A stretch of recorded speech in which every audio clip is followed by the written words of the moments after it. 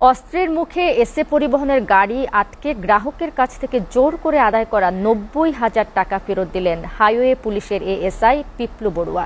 সেই সঙ্গে নিউজ না করতে আরও ১০,০০০ টাকা ঘুষ দেন এসএটিভির অনুসন্ধানী টিমকে।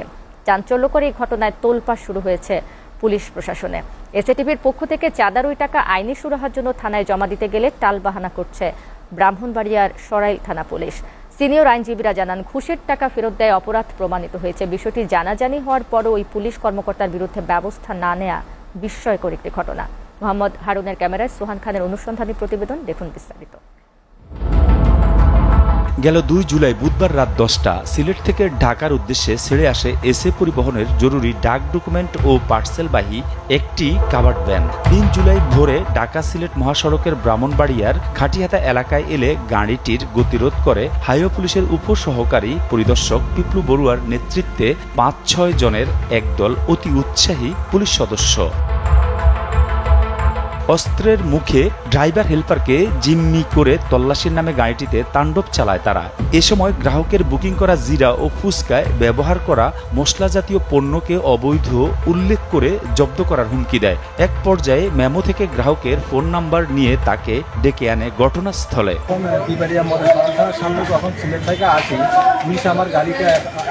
হুমকি ধমকি দিয়ে ১ লাখ টাকা চাঁদা দাবি করে কথিত অভিযানের নেতৃত্ব দেয়া এএসআই পিপলু। পরে ৯০,০০০ টাকায় দফারফা হয় তার সঙ্গে। ঘটনাস্থলের পাশেই একটি এটিএম বুথ থেকে ২টি কার্ড ব্যবহার করে ৮০,০০০ আর পিপলুর দেয়া একটি বিকাশ নম্বরে আরও ১০,০০০ টাকা পরিশোধ করেন ওই গ্রাহক।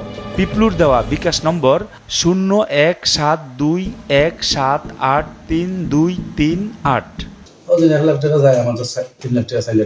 আমি যখন মাধবপুর গেছি তখন ড্রাইভারে ফোন দিয়েছে, পরে আমার ওই ম্যানেজার সাহেব ফোন দিয়েছে, গাড়ি আটটাইছে। যখন গাড়ি আটটাইছে আমি গাড়ি থেকে লাইমে গেছি, হুমকি দেখাইলো, ভয় দেখাইলো, ড্রাইভারে তো ভয় পাইতেছে, ৩-৪ লাখ টাকার মালও আছে, একটা গাড়িও আছে।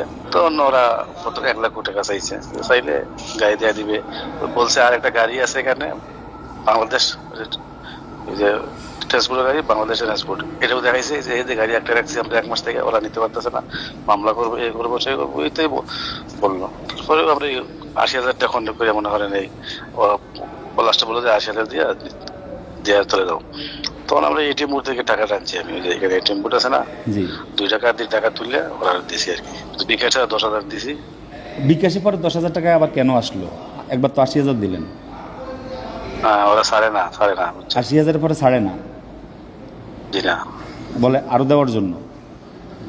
হ্যাঁ, ১০,০০০ টাকা বিকাশে দিছি। এই ১০,০০০ টাকা কেমনে কিভাবে দিচ্ছেন এটা একটু বলেন।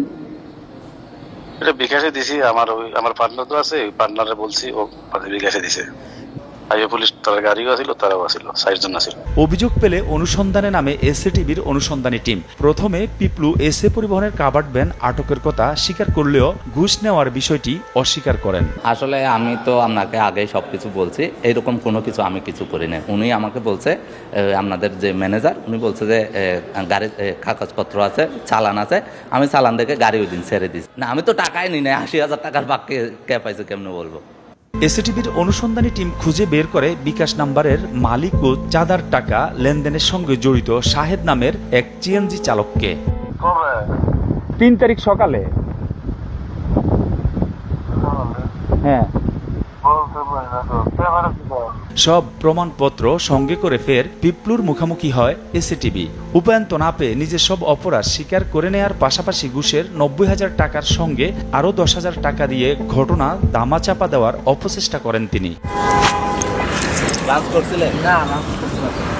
পরে এসআই পিপলুর বিরুদ্ধে আইনগত ব্যবস্থা নেওয়ার পাশাপাশি আইনি সুরাহার জন্য চাঁদার টাকা জমা দিতে এসএটিভির টিম সরাইল থানায় গেলেও পুলিশ টাকা নিতে অস্বীকৃতি জানায়। উল্টো পিপলুর পক্ষ নিয়ে ঘটনা দামাচাপা দেওয়ার তদবির করছেন পুলিশের শীর্ষ কর্মকর্তারা। এটা আমার নলেজে নাই, যদি সুনির্দিষ্টভাবে অভিযোগ আসে অবশ্যই আমার যে অফিসার কিংবা ফোর্স যদি জড়িত থাকে তাদের বিরুদ্ধে আইনানুগ ব্যবস্থা নেওয়া হবে। চাঞ্চল্যকর এই ঘটনা জানাজানি হওয়ার কয়েকদিন কেটে গেলেও অভিযুক্ত পুলিশ কর্মকর্তা পিপলু বড়ুয়ার বিরুদ্ধে এখনো ব্যবস্থা না নেওয়ায় হতবাক বিশ্লেষকরা। এখানে আইনানুগভাবে তারা টাকাটা হ্যান্ড ওভার করার জন্য একটা জিডি করে তারা এটা হ্যান্ড ওভার করে এবং যারা দায়ী ব্যক্তি তাদের বিরুদ্ধে আইনানুগ ব্যবস্থা গ্রহণ করা ছিল থানার দায়িত্ব, কিন্তু থানা সেই দায়িত্ব পালন করেনি। তাহলে এভাবে অপরাধীদেরকে যদি অপরাধ করার জন্য যদি অন্যরা সহযোগিতা করে, একই পেশে আমরা আছি বলে যে অপরাধীকে আমরা প্রশ্রয় দেব, এটা তো হতে পারে না। তাহলে তো অপরাধ নির্মূল করা যাবে না, আমরা জিরো টলারেন্সে আসতে পারবো না। এর আগেও একাধিকবার ব্রাহ্মণবাড়িয়ার বিভিন্ন পয়েন্টে আইনশৃঙ্খলা বাহিনীর বিভিন্ন ইউনিটের সদস্যরা এসএ পরিবহনের কাভার্ড ভ্যান আটকে হয়রানি করছে বলে অভিযোগ রয়েছে। সরাইল আশুগঞ্জ থানার কয়েকজন কর্মকর্তার বিরুদ্ধে এ ধরনের অনৈতিক কাজে লিপ্ত থাকার দায়ে বিভাগীয় তদন্তও চলমান রয়েছে। সোহান খান, এসএ টিভি, ঢাকা।